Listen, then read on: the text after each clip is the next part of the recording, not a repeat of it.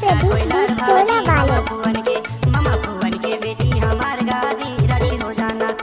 हो जाना नारियल बेली ले जाऊं तोला बिहा के रो राजी हो जाना नारियल बेली ले जाऊं तोला बिहा के रो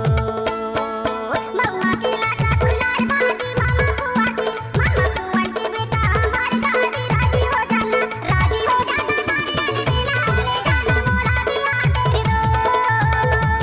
राजी हो जाना नारियल बेला ले जाना मोला बिहा के रो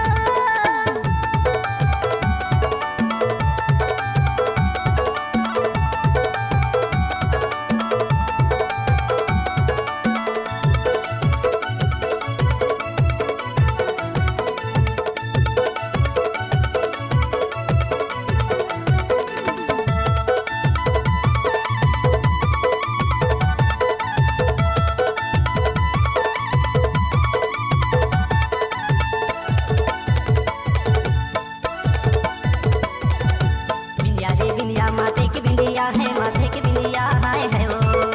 बिंदिया रे बिंदिया माथे की बिंदिया है वो तोर सुरता मरानी नहीं आवनी दिया हाय ले जाऊं तोला बिहा के रे दो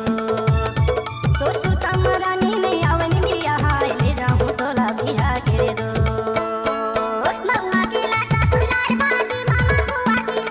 भुवन के बेटा हमार गादी राजी हो जाना नारियल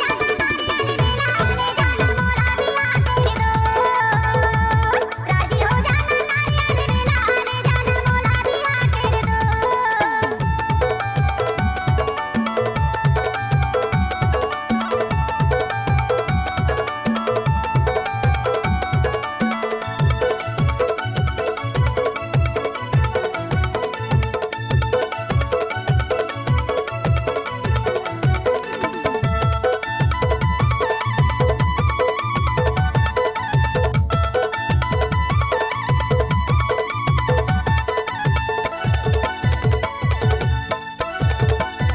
सोचाती रही तो बैठे के बीना है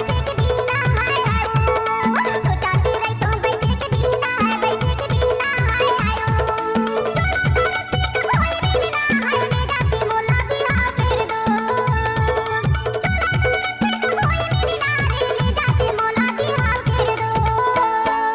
महुआ के लाटा कोयलार भाजी मामा भुवन के डीजे प्रदीप राज। बेटी हमार गादी राजी हो जाना नारियल बेली ले जाऊं तोला बिहा के रो राजी हो जाना नारियल बेली ले जाऊं तोला बिहा के रो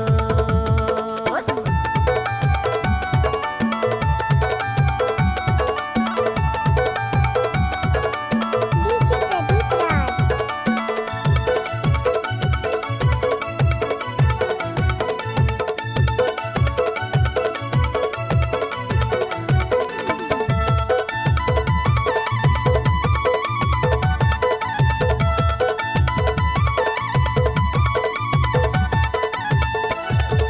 DJ song.